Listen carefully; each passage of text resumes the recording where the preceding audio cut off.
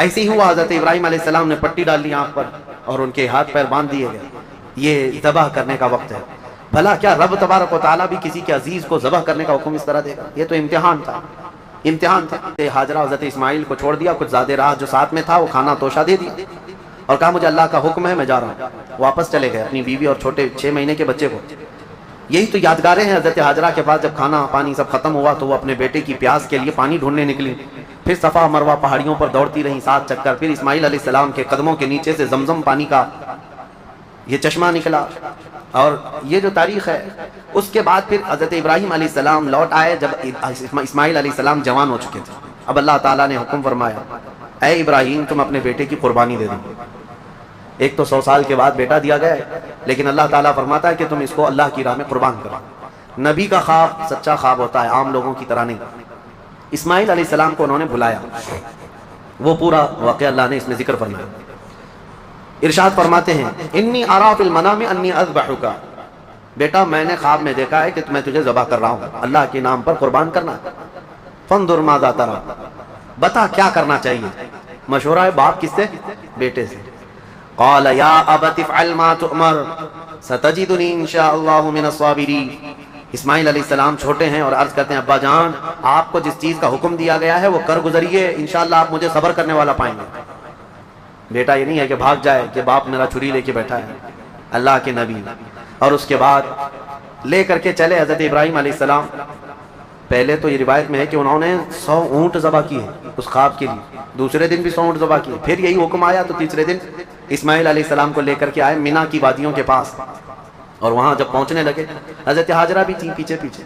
ابلیس آیا، شیطان آیا، ابراہیم علیہ السلام سے کہنے لگا اتنے سالوں بعد تو بیٹا ہوا اور تم ذبح کرنے لے جا رہے ہو، تمہیں ہو سکتا ہے وہم ہو، چھوڑ دو اس کو، پھر تمہیں بچہ نہیں ہو سکتا.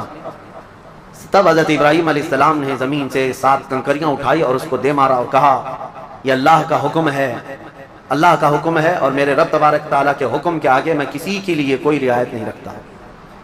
وہ حضرت ہاجرہ کو بہکایا کہ تمہارے بیٹے کو تمہارے شوہر ذبح کرنے لے جا رہے ہیں.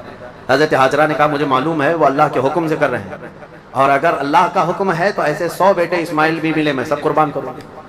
ماں بھی تھی، انہوں نے بھی کنکریاں ماری ابلیس کو. آخری حضرت اسماعیل علیہ السلام کے پاس آیا، کہا تجھے پتا ہے تیرے باپ کیسے تجھے کاٹیں گے، کیسے ذبح کریں گے. حضرت اسماعیل علیہ السلام نے کہا ابلیس، کنکریاں ماری اور کہا میرے باپ عام آدمی نہیں اللہ کے نبی ہیں، وہ جو کرتے ہیں وہ اپنی مرضی سے نہیں اللہ کے حکم سے کرتے ہیں. سب جگہ سے مایوس گیا ابلیس لعین. آج بھی وہاں 3 پتھروں کو جو حاجی کنکریاں مارتے ہیں وہ انہی بزرگوں کی نشانی ہے، انہی 3 بزرگوں کی نشانی ہے.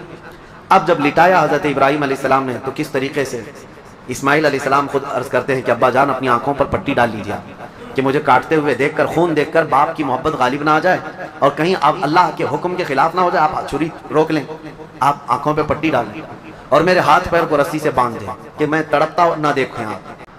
حضرت ابراہیم علیہ السلام گردن پر چھری رکھتے ہیں لیکن وہ چھری چلتی نہیں، بڑی تیز چھری لائی تھی، چھری نہیں چلتی. روایات میں ملتا ہے کہ حضرت ابراہیم علیہ السلام نے اس چھری کو پتھر پر یوں مارا تو پتھر 2 ٹکڑے ہو گئے، کٹ کے 2 ٹکڑے ہو گئے، لیکن گلا نرم و نازک اس چھری سے نہیں کٹتا. ایک بات یاد رکھو مسلمانوں، ہمیشہ چھری کی تاثیر ہے کاٹنا، آگ کی تاثیر ہے جلانا، لیکن ہمیشہ ایک بات یاد رکھیں چھری کاٹے گی بھی، آگ جلائے گی بھی اس وقت جب اللہ کی مرضی ہوگی. ہمارا عقیدہ یہ ہے تقدیر، ہاں ان کی تاثیر ہے، یہ کام یہی کریں گے، لیکن اس کے ساتھ ہمارا عقیدہ یہ ہے اگر میرا مولا نہ چاہے تو پھر جتنی تیز چھری ہی کیوں نہ ہو نہ کاٹ سکے گی، جتنی تیز آگ ہی کیوں نہ ہو نہ جلا سکے گی. اور اگر مولا کی مرضی ہے تو پھر یہ چیزیں اپنا اثر دکھائیں گی، باقی ان کا اثر اللہ کی مرضی کے بغیر کچھ نہیں. چھری جیسے ہی گردن پر رکھی اللہ کا حکم ہوا جبرائیل جاؤ جنت سے ایک دمبا لے کر جاؤ، میرے ابراہیم کا امتحان ہو گیا اور کامیاب ہوئے، ان کے بیٹے اسماعیل کو ہٹاؤ اور دمبا رکھو. جبرائیل امین علیہ السلام سب سے تیز سفر کرتے ہوئے دنیا میں 3 بار آئے ہیں، سب سے تیز. ایک اس وقت جب یوسف علیہ السلام کو ان کے بھائیوں نے کنویں میں ڈالا تھا، کنویں میں گرنے سے پہلے جبرائیل امین آ چکے تھے اور حضرت یوسف علیہ السلام کو پکڑ کر بٹھا چکے تھے. دوسرے جب ظالموں نے ابراہیم علیہ السلام کو آگ میں ڈالا تھا، ادھر سے وہ آگ میں پھینکے تھے، اس وقت جبرائیل امین اتر رہے تھے اور جبرائیل امین حضرت ابراہیم کی آگ میں جانے سے پہلے ہی ان کی مدد کے لیے آ چکے تھے. اور تیسرے یہ جب اسماعیل علیہ السلام کی گردن پر چھری رکھ چکے تھے، کون؟ ابراہیم علیہ السلام، اور چھری ہلانے سے پہلے جبرائیل امین آ کر کے ان کو اٹھا چکے تھے. وہ جبرائیل امین کی رفتار ہے جو میرے مصطفیٰ کے قدموں کا بوسہ دیا کرتے ہیں. یہ جبرائیل کی رفتار ہے جو رسول اللہ کے قدموں کا بوسہ دیتے ہیں. جو قدمہ رسول کا بوسہ لے کر سدرہ کا مکی اتنا تیز رفتار ہے تو میرے مصطفیٰ کی رفتار کا عالم کیا ہے میرے عزیزو. اس کے بعد جب یہ دمبا ذبح ہو گیا، ابراہیم علیہ السلام نے پٹی نکالی، دیکھا بیٹا سلامت ہے، بکرا ذبح ہو گیا ہے. قرآن میں اللہ فرماتا ہے وَنَادَيْنَاهُ أَن يَا إِبْرَاهِيمُ قَدْ صَدَّقْتَ الرُّؤْيَا إِنَّا كَذَلِكَ نَجْزِي الْمُحْسِنِينَ. ہم نے پکارا اے ابراہیم تم نے ہمارے حکم کو سچ کر دکھایا اور ہم ایسے ہی اچھا کرنے والوں کو بدلہ دیتے ہیں. وَفَدَيْنَاهُ بِذِبْحٍ عَظِيمٍ. پھر ان کو لقب دیا گیا کہ وہ ذبح عظیم ہے. کیا ہے؟ ذبح عظیم. اب یہاں پر ایک مسئلہ ہے یہودیوں کا. یہودی جو ہے اتنے سالوں سے اسی گھن چکر میں ہیں، وہ یہ نہیں مانتے قربانی ہوئی ہے، قربانی ہوئی ہے یہ مانتے ہیں. ابراہیم علیہ السلام نے اپنے بیٹے کی قربانی کی ہے یہ مانتے ہیں، لیکن وہ اسماعیل علیہ السلام نہیں تھے، وہ اسحاق علیہ السلام تھے، کیونکہ ان کے باپ ہیں. اسحاق علیہ السلام کی اولاد میں ہے نا یہ لوگ بنی اسرائیل. تو کہتے ہیں جو ذبح ہوئے تھے وہ اسحاق علیہ السلام تھے، اسماعیل علیہ السلام نہیں تھے. وہ اسی پٹی پڑھاتے ہوئے اتنے سال ان کے گزر گئے.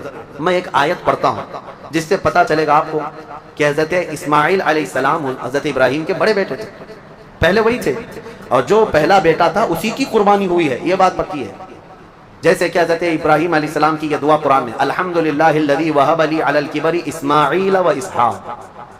تمام تعریفیں اس اللہ کے لیے جس نے بڑھاپے میں مجھے اسماعیل دیا اور اسحاق دیا. یعنی حضرت سارہ سے پھر حضرت اسحاق بھی پیدا ہو گئے بعد میں، لیکن پہلے کون پیدا ہوئے؟ حضرت اسماعیل. اب دوسری بات یہ بھی ہے کہ حضرت سارہ کو بیٹا نہیں تھا، تبھی تو حضرت ہاجرہ سے نکاح ہوا اور بیٹا ہوا. اس کے بعد پھر حضرت ابراہیم مکہ چھوڑ کر کیا یہ سارے معاملات کیوں ہوئے؟ اس لیے کہ حضرت سارہ سے کوئی اولاد نہیں تھی. ہاں بعد میں حضرت سارہ سے حضرت اسحاق علیہ السلام پیدا ہوئے. بہرحال یہ فیصلہ تو قیامت کے دن ہوگا، لیکن میرے آقا صلی اللہ تعالیٰ علیہ وسلم نے حدیث پاک میں ارشاد فرمایا انا ابن الذبیحین، میں دو ذبیحوں کا بیٹا ہوں، میں دو ذبیحوں کا بیٹا ہوں. یہ کیا مطلب ہے اس حدیث کا؟ حضور پاک صلی اللہ تعالیٰ علیہ وسلم کے والد حضرت عبداللہ جو حضور کی ولادت سے پہلے انتقال کر چکے ہیں، بچپن میں یہ اتنے بیمار ہوئے تھے کہ حضرت عبد المطلب حضور صلی اللہ علیہ وسلم کے دادا، انہوں نے یہ خانہ کعبہ میں یہ نظر کر لیا تھا کہ میں اپنے اس بیٹے کے قربانی دوں گا. کس کی؟ حضور صلی اللہ علیہ وسلم کے باپ حضرت عبداللہ کی. پھر جب ان کی طبیعت صحیح ہو گئی تو حضرت عبد المطلب نے 100 اونٹ ذبح کیے تھے. جان ذبح نہیں کی جاتی، قربانی کے بدلے 100 اونٹ ذبح کیے تھے. اسی طرح حضرت اسماعیل علیہ السلام کے بدلے میں بھی حضرت ابراہیم علیہ السلام نے کیا کیا تھا؟ 100 اونٹ ذبح کیے تھے. تو حضور فرماتے ہیں میرے باپ بھی ذبیح ہیں، میرے دادا اسماعیل بھی ذبیح ہیں. تو ذبیح کا لفظ کس کے لیے آیا ہے؟ اسماعیل علیہ السلام کے لیے آیا ہے. لہذا دنیا جو بھونکتی ہے بھونکنے دو، میرے مصطفیٰ نے فرمایا ذبح عظیم اسماعیل علیہ السلام. لیکن ان دونوں نبیوں کی زندگیاں بڑی قربانیوں سے گزری ہیں، بڑی قربانیوں سے، لیکن ہر چیز میں یہ ثابت قدم رہے. سورہ صاد آج ہم نے جو تلاوت کیا اس میں مختصر سی بات رہ جائے گی ورنہ تفسیر میں، کیونکہ بہت ہی مشہور و معروف واقعہ حضرت سیدنا ایوب علیہ السلام کا اس میں بیان کیا گیا ہے. حضرت ایوب علیہ السلام کا نام بہت سارے لوگ اس طرح لیتے ہیں حضرت صبر ایوب، کیونکہ صبر کا لفظ جو ہے حضرت ایوب علیہ السلام کے ساتھ ایسا جڑا ہوا ہے کہ سب سے زیادہ صبر کرنے والوں میں ان کا نام آتا ہے. لیکن میرے مصطفیٰ کریم صلی اللہ علیہ وسلم سے زیادہ ہے، یعنی ہر اخلاق میں میرے آقا صلی اللہ تعالیٰ علیہ وسلم کی برتری ثابت ہے. حضرت ایوب علیہ السلام کی آزمائش ہوئی تھی، ان کی بیویاں بھی بہت تھیں، بچے بھی بہت تھے، مال بھی بہت تھا، وہ ہمیشہ عبادت میں رہتے تھے. اللہ تعالیٰ نے ایک بار آندھیوں کے ذریعے سے ان کے باغیچے ختم فرما دیے، ان کے جانور ختم ہو گئے، ان کی بیویاں ایک کے بعد دیگر مر گئیں، انتقال کی، اور ان کی اولاد بھی دھیرے دھیرے سب انتقال کر گئے. اور اس کے بعد وہ خود بیمار ہوئے، اتنے بیمار کہ ان کے جسم کے گوشت کے حصے کٹ کٹ کے گرتے تھے. بستر پر سو جائیں تو چمڑی بستر پر لگ جاتی تھی. اور اس کے بعد ایک بیوی ان کی بی بی رحمت، حضرت جمیلہ بھی ان کو کہا گیا بی بی رحمت، ان کے علاوہ کوئی ساتھ میں نہ تھا. وہ وقت بھی آیا جب ان کی زبان بھی کٹ گئی تھی جس سے وہ ذکر کرتے تھے. زبان کٹ گئی حضرت ایوب علیہ السلام. تب انہوں نے ایک عرض کیا تھا اللہ کی بارگاہ میں، ربی انی مسنی الضر وانت ارحم الراحمین. یہ ایوب علیہ السلام کی دعا ہے، اے اللہ مجھے تکلیف پہنچی ہے لیکن تو ارحم الراحمین ہے. اللہ فرماتا ہے اس کے بعد ہوا کیا سنو. ایک اور چیز ہوئی تھی، حضرت بی بی رحمت بازار گئی تھی، علاج ڈھونڈتے ہی رہتی تھی روزانہ. وہ بڑی وفادار خاتون تھی، وفا شعار اپنے شوہر کی.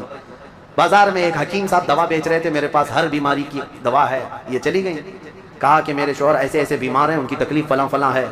وہ حکیم صاحب نے کہا میں تو چٹکی میں حل کر دوں گا، آسانی سے تمہارے شوہر صحیح ہو جائیں گے۔ کہا کیا کرنا ہوگا؟ کہا صحیح ہو جانے کے بعد مجھے ایک سجدہ کرنا ہوگا، اور کچھ بھی نہیں۔ وہ ابلیس لعین تھا۔ خواتین، عورتیں یہ بڑی بھاوک ہوتی ہیں، جذباتی ہوتی ہیں، ان کو اپنی فیملی سے لگاؤ ایسا ہوتا ہے، اسی لیے آج باباؤں کے چکر بھی سب سے زیادہ عورتیں ہی لگاتی ہیں۔ صحیح میں کہہ رہا ہوں کہ عورتیں جانا بند کر دیں تو باباؤں کی دکانیں بند ہو جائیں، نہیں چلے گی دکان، کیونکہ اور ایڈورٹائز بھی میں دیکھتا ہوں، بابا لوگ دوسرے کسی عمل کا ایڈورٹائز کرتے ہی نہیں، پیپر میں بھی ایڈورٹائز آتا ہے تو سب سے زیادہ یہی ہے کہ مرد کو مٹھی میں کیسے رکھنا ہے۔ یہ اٹریکٹیو عمل ہے، کیونکہ ہر عورت آئے گی اور ہر عورت کو یہ چاہیے کہ شوہر میرا مٹھی میں رہے۔ اور پھر دوسرا عمل یہ بھی ہے کہ کیسے شوہر اپنی بیوی سے دور ہو جائے، یہ شوہر کی اماں ساس کا عمل ہے، اس کو بھی یہی چاہیے۔ اور بابا انہی دو عورتوں کے بیچ میں کھیلتا رہتا ہے، ایک کو محبت کی تعویذ دیتا ہے، ایک کو نفرت کی دیتا ہے، اور ہر 8 دن پر وہ چکر کاٹتی رہتی ہیں۔ عورتوں کے جذبات کمزور بھی ہیں، کمزور ہیں۔ ان کا بچہ بیمار ہو جائے تو یہ نہیں دیکھتی کہ کس کے پاس جانا ہے، جس نے بھی تھوڑا مشورہ دے دیا یہاں جاؤ چلی جائیں گی۔ ایسا نہ ہو، ایمان والی خواتین بنو، ورنہ تم میں اور بھینس میں کوئی فرق نہیں، بھینس ہر جگہ منہ ڈال دیتی ہے، اس کو یہ نہیں پتا ہوتا ہے کہ کس چیز کو وہ کھا رہی ہے۔ بچہ تمہارا ہے یقیناً۔ بعض عورتیں وہ بھی ہیں جو اپنے بچوں کی صحت کے لیے کبھی کسی درخت کو جا کر کے ناڑا باندھ کر کے آ گئیں، کہیں تالا لگا کر کے آ گئیں، کہیں کسی پتھر پر تیل ڈال کر کے آ گئیں، سب کیا کیا ہوا ہے، یہ ہو بھی رہا ہے۔ کیوں؟ ان کو کوئی مشورہ دیتا ہے چلی جاتی ہیں۔ ایمان مضبوط رکھو، اللہ ہی شفا دینے والا ہے، اور جائز طریقے سے، حلال طریقے سے اگر کوئی چیز ملتی ہے تو بالکل علاج کرو، بالکل علاج کرو، ہم یہ نہیں کہتے، لیکن یہ نہیں کہ کسی نے مشورہ دے دیا تو اپنے بیٹے کو گائے کا پیشاب بھی پلا دیا، پیٹ درد صحیح ہو جاتا ہے تو آج وہ کنیا بابا کا پیشاب تو بکتا ہی رہتا ہے، تو بہت سارے لوگ اس میں بھی پریشان ہیں۔ پہلے تو ڈائریکٹ گائے کا لیتے تھے، اب پاکٹ میں آ رہا ہے تو لوگوں کو ایسا لگنے لگا کہ شاید اب کچھ اس میں اپ گریڈ ہو گیا۔